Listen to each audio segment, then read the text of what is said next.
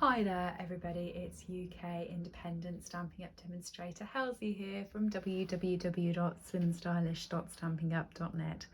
Thank you very much for joining me today. Today I have a cookies card. I love cookies, especially chocolate chip cookies, which these ones are. So here's my card. It's really simple and easy to do.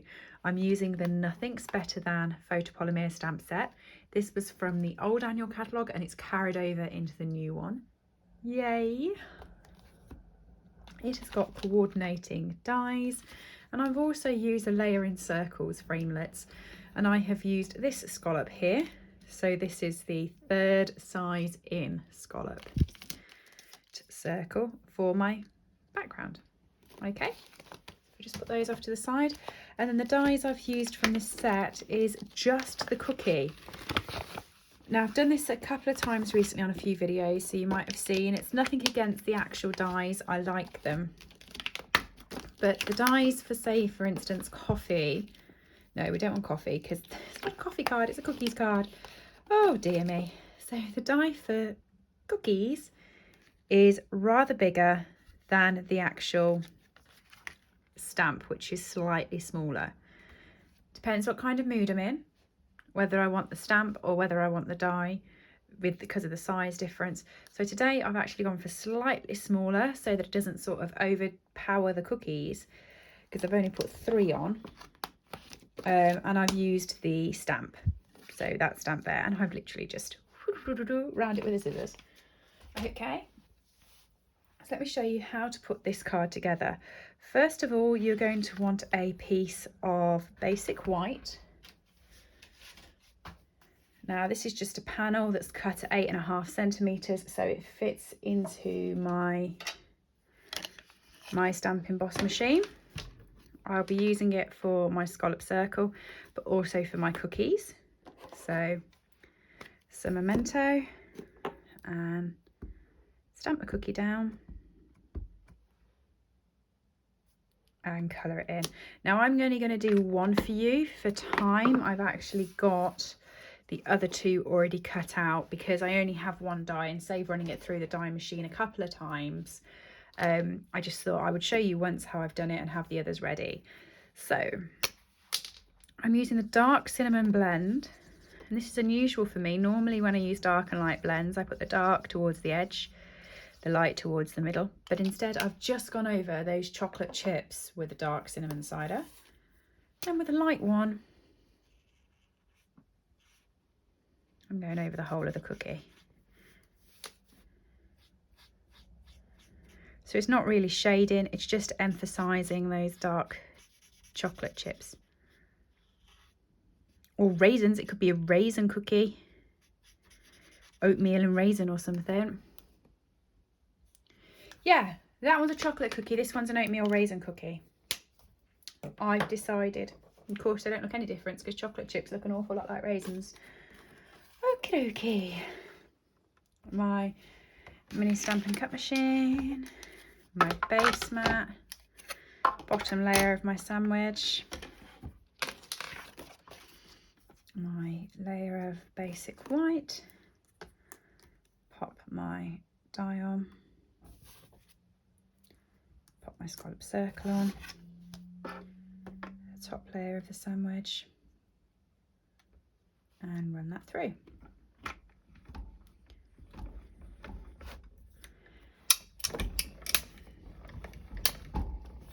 I have a wibbly wobbly table. It's not wibbly wobbly.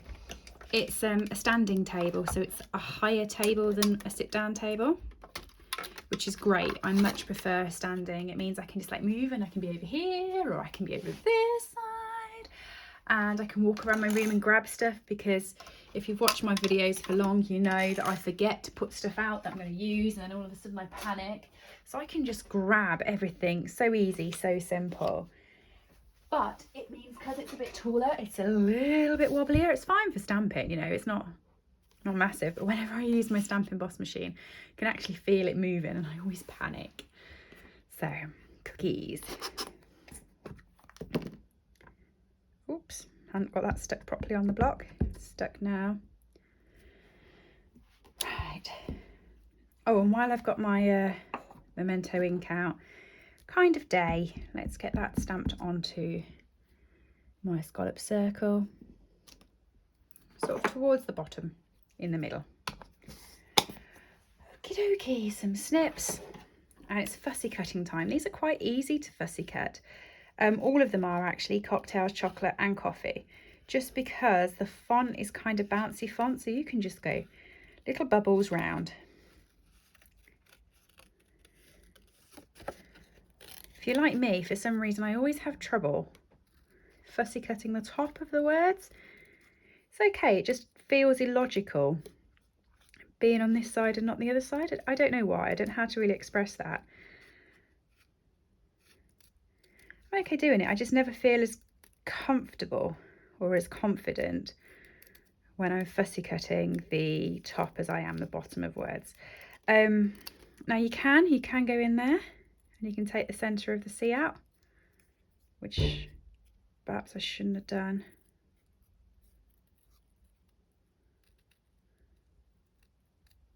While I was on film and while there was that bump. Did you hear that bump? I have a Juliet balcony in my lounge, which is the next room across. And I have a pigeon that likes to come and sit on my Juliet balcony, which is fine. Well, it's not fine. He blocks a lot of my view, but you know, you can't really do much about it. And sometimes it's quite funny to watch him. But when he goes to fly off, he opens his wings in the wrong direction. So say my balcony is here and my actual apartment door is here. Instead of him opening his wings that way and going that way, he seems to open them sideways and he bangs the window. It scares the life out of me sometimes. While we've been working from home, we've been working in the living room. I'll be working away. All of a sudden there'll be a bang and there he is, taking off or coming into land. Called him Ferguson. I don't know why, he looks like a Ferguson. I've given all the animals around by me names because I live on a canal, so, well, overlooking a canal. I'm an apartment right next to it. And so we see lots of wildlife and I've named them all. Well, presuming they're all the same ones. Could be different ducks appearing every day, but they've all got the same names now. So I've just stuck my cookies to the side of my scallop circle and I've stuck my word on, so it's a cookies kind of day. So now I want a piece of basic white cardstock, and I have cut this down previously. I cut this one down from this size, so I started off with this size. I cut it down, I can't remember what I cut it down to. So you want it cut at 9 centimetres, 9 by 13. That perhaps should have been something I did before a video, you see.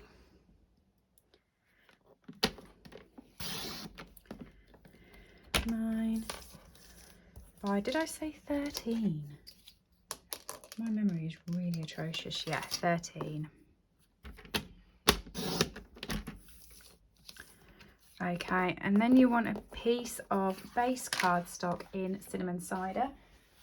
Again, I was not prepared and did not get the cinnamon cider out, so I'm just randomly looking through my drawers for where I've hidden my cinnamon cider. There it is.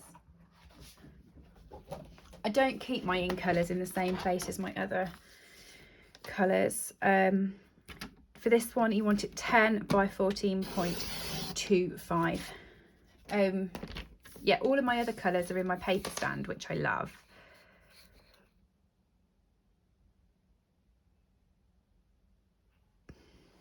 Hang on, I'm working that out.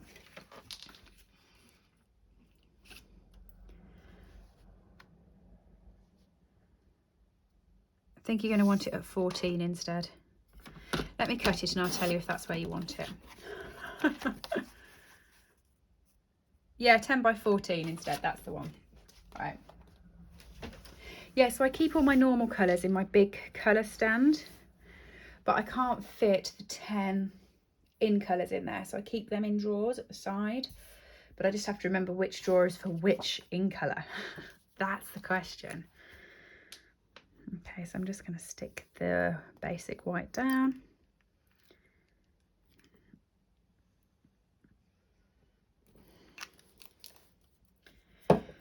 I will do a craft room tour of my new craft room once I'm properly happy with it, which will probably be when I go back to work from the office. So at the moment, a lot of stuff that perhaps should be where I work isn't in the right place, because obviously I'm making up a work desk at home. So right, the Baker's Twine Essentials pack from the new catalogue.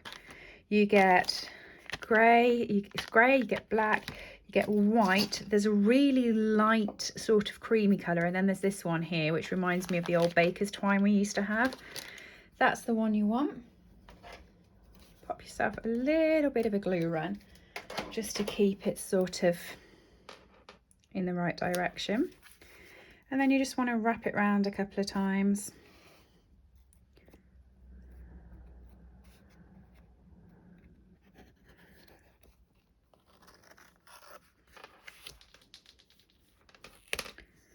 Okay, I'm just going to chop that off.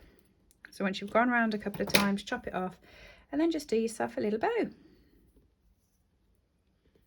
But yeah, so when I've gone back to the office and my printer and my laptop and my desk for my work and all of that's packed away, I will do you a tour of my new craft room.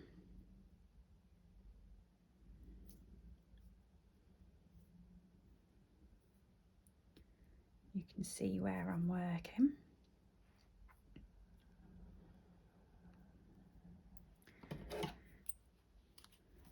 There we go, little bow.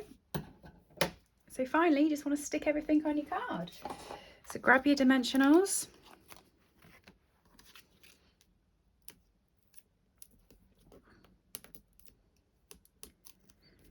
Stick that down.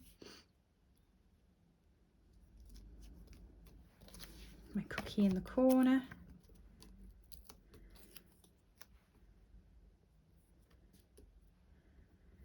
Okay, glue dot for the twine. I always find it easier when you're doing twine just to fold the glue dot when you put it down, because twine's obviously a lot thinner than ribbon. So if you fold the glue dot, you don't have any adhesive sticking out. So there we go. And I've also got our opal rounds, which are just beautiful. They're so glittery. It's so gorgeous. They really are. So I'm just going to stick a couple of these onto the card.